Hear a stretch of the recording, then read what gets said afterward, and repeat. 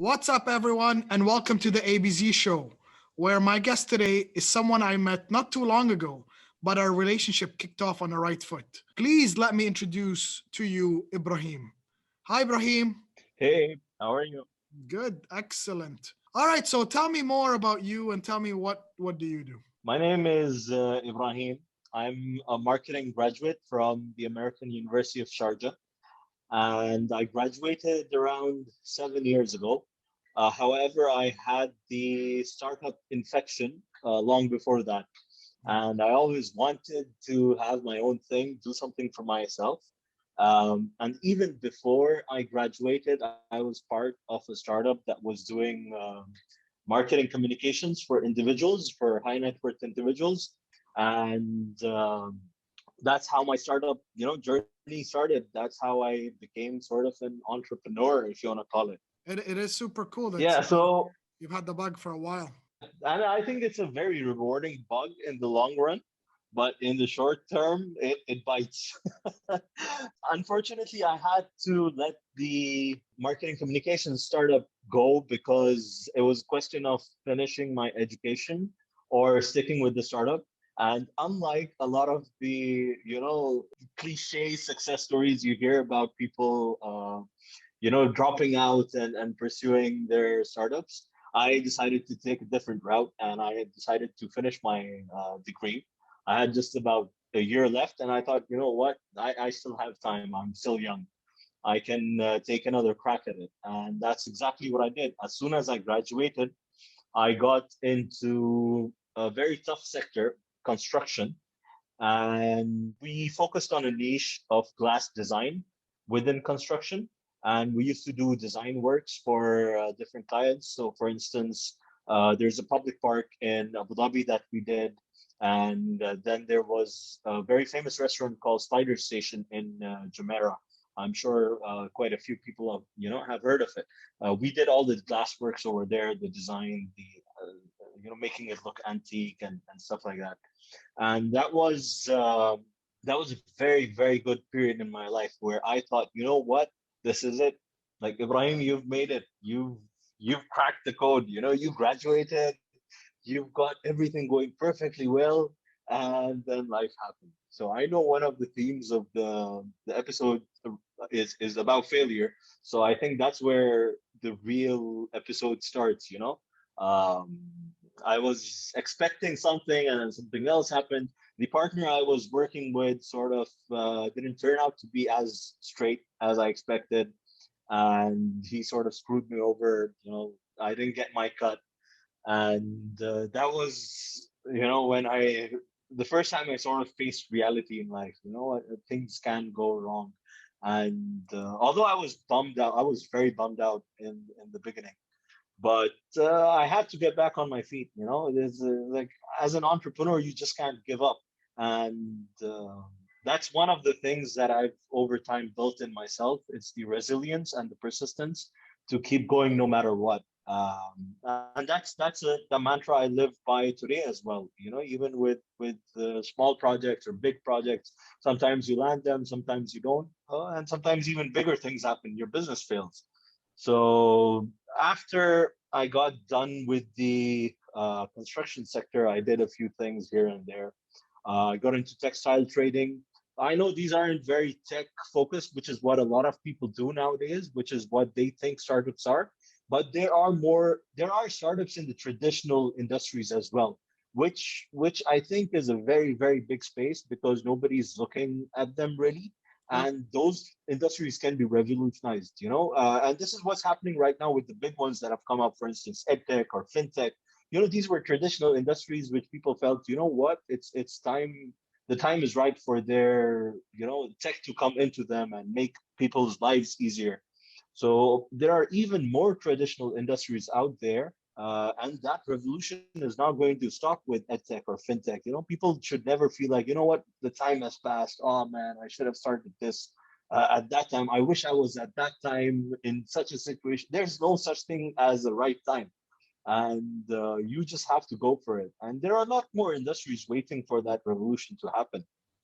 So I've always stuck to those sort of industries, and that's what I'm doing right now. I'm in the perfume industry, and we're trying to sort of uh, change the perfume industry one step at a time. We offer personalized perfumes through a website, and we're sort of taking advantage of the e-commerce space. We're sort of in the fashion industry. It's challenging and it's rewarding at the same time. So I think we're carving a niche out for ourselves. Amazing, amazing. And I'm going to highlight a couple of questions that honestly you touched on that I'd like to get more information. And obviously, what the whole startup tech startup ecosystem is like sexy and everybody wants to be in.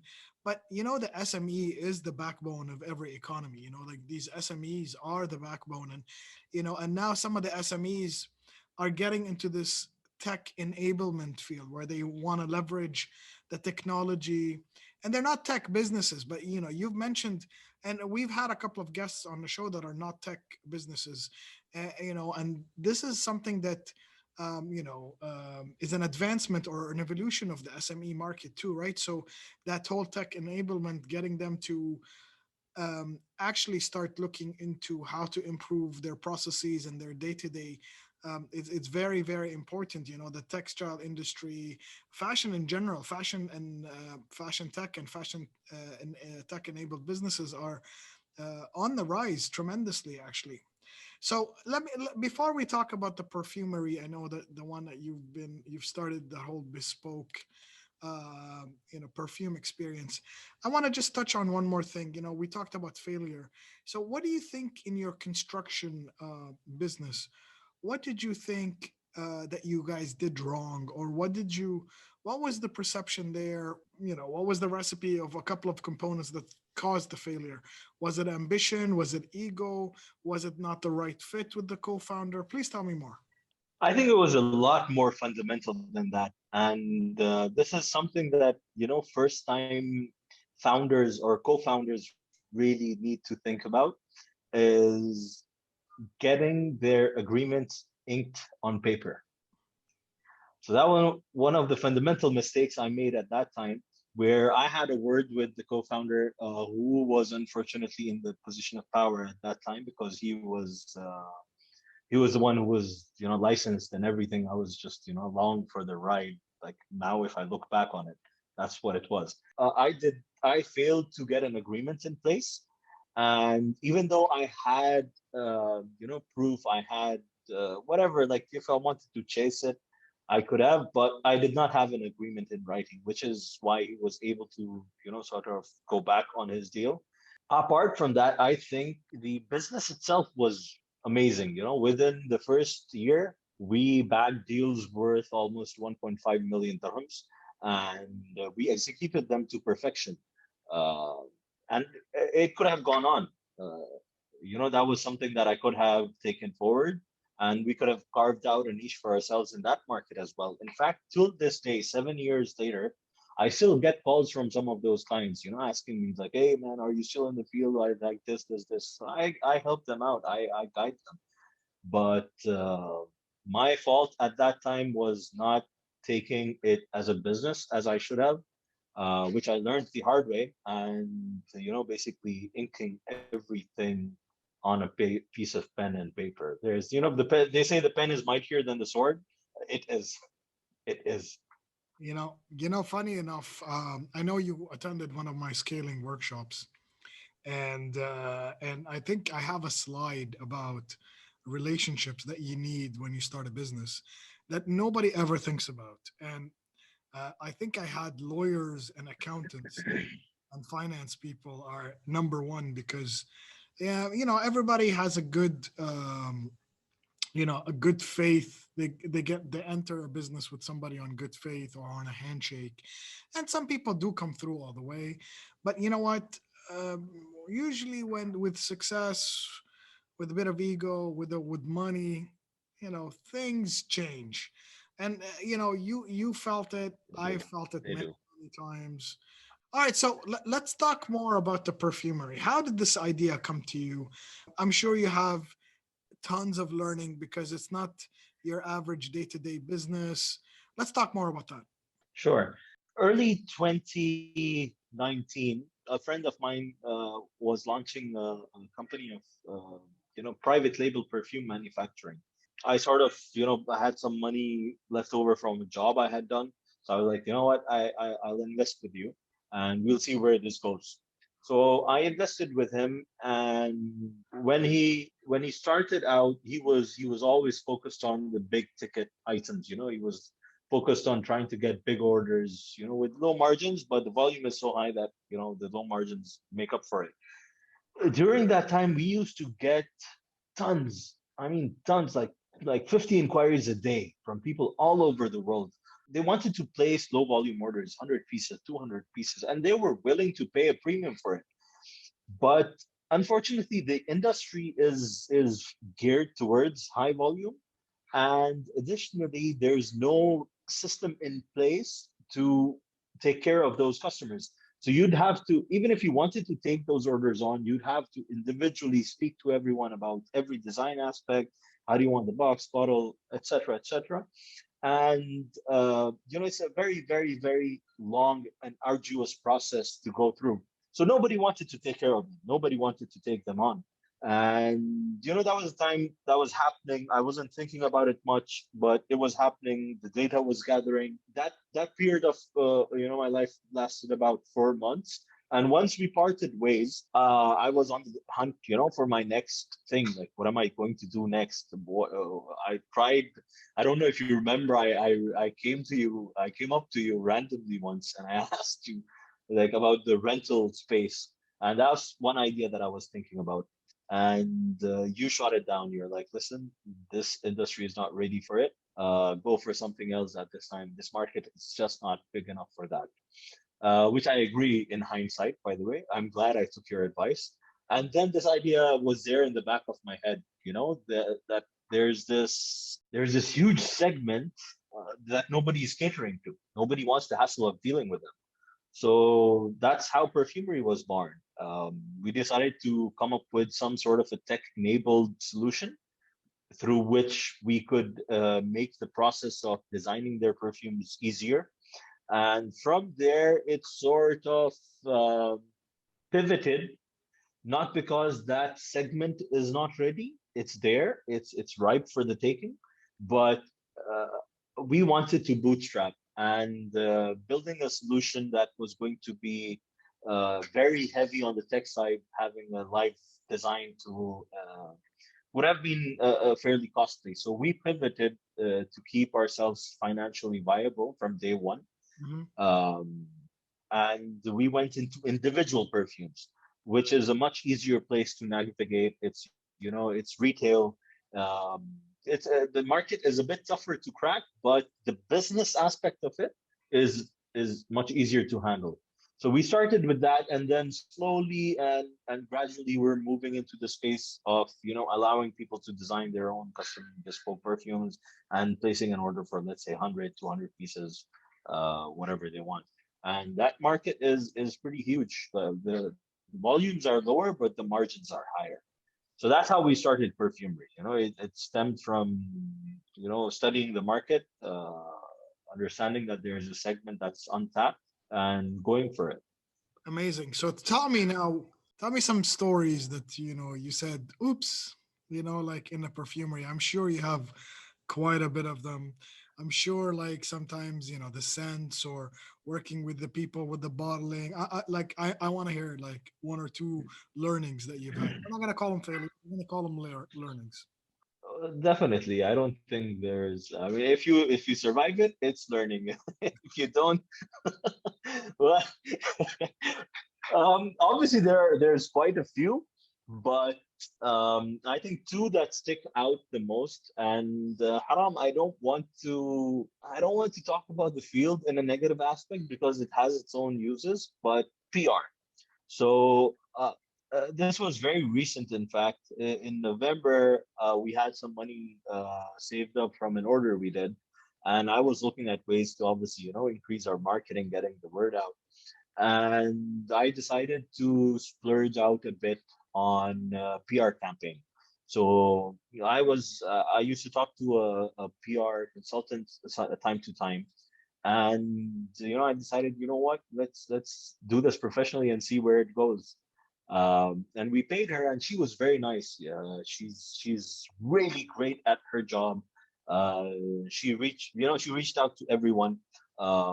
We weren't ready for it, Mm. so our product wasn't ripe enough for us to do a big enough PR campaign. And additionally, you need to have big bucks to throw at PR. Yep. So that's one oops sort of a moment. I would, if I could go back and I change, I wouldn't spend that money on PR. I would rather focus on building my product, or diverting some of it to AdWords or Google Ads. That's much easier to scale and much easier to measure than PR. So unless you're loaded with cash, you've got investors, or you're super in a you're in a space that is hot right now, don't go for PR.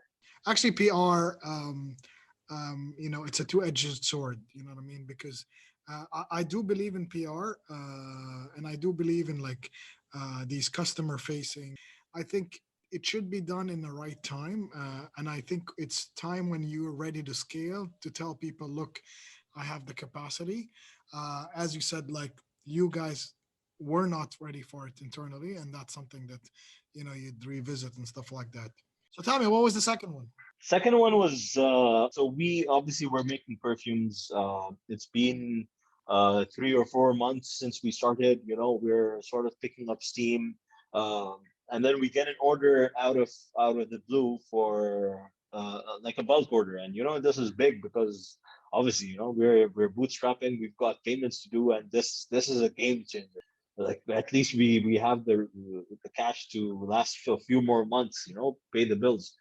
And that order came through. Everything was great. We were doing great. And one night before delivery, we were still not ready.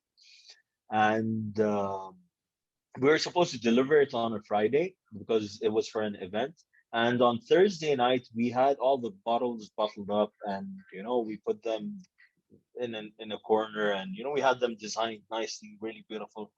We're just really tired, went to sleep, and we woke up the next morning, and one of the bottles had a crack in them that sort of grew overnight, and that bottle, it broke down.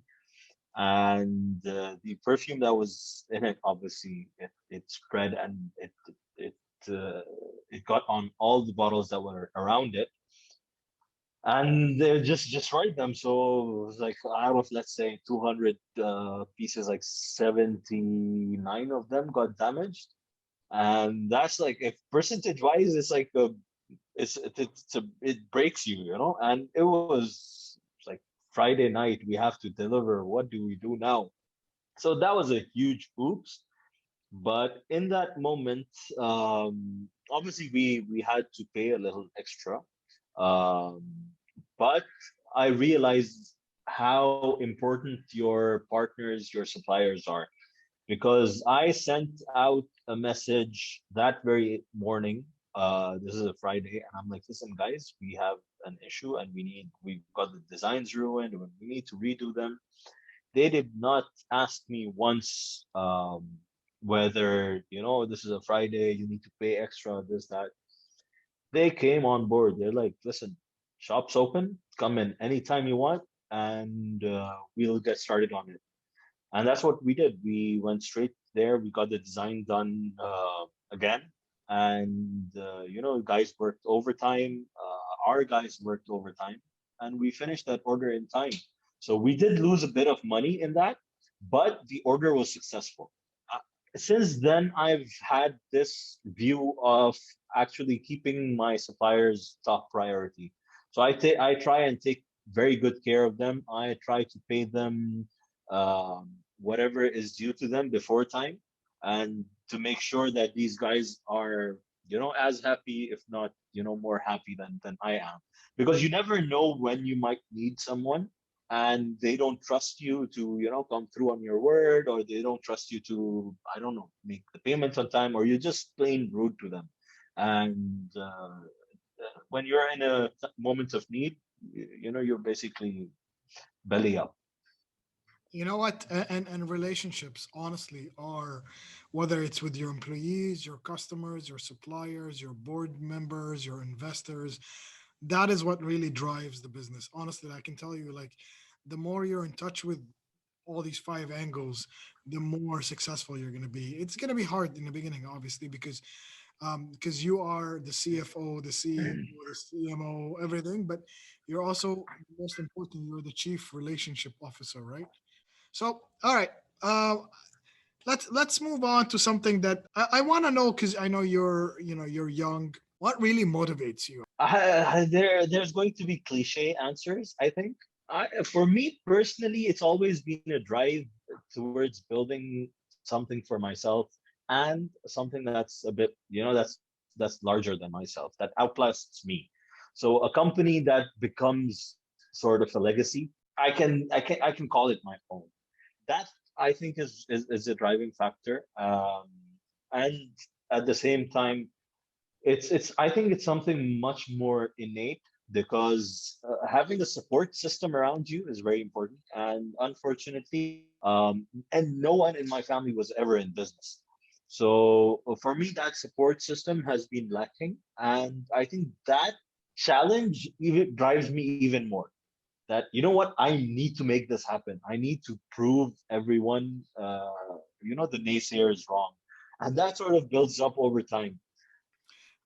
Very, very admirable, actually. And I think, a lot of people talk about legacy and they talk about fulfillment, which is what you've been talking about. And I think it's something that it does drive a lot of people, And I rarely work with people that says money motivates me. Don't get me wrong, money is super important.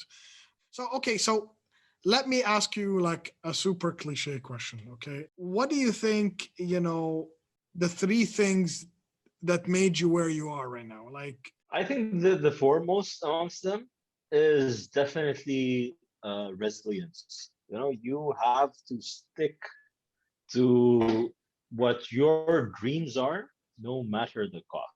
And the more you believe in it, the more true it gets. It's sort of like a self-fulfilling prophecy, I guess.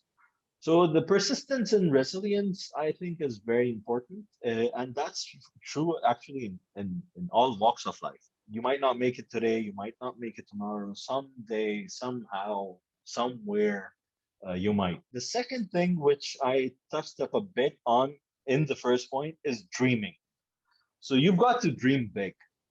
You've really got to like go wild with your dreams. And the third thing is have really, really good mentors and advisors. So find people, find peers who sort of want to be going in the same direction that you are. So have a very, very well thought out support system of advisors, mentors, and peers and friends that that take you where you want to go in life. and you know what?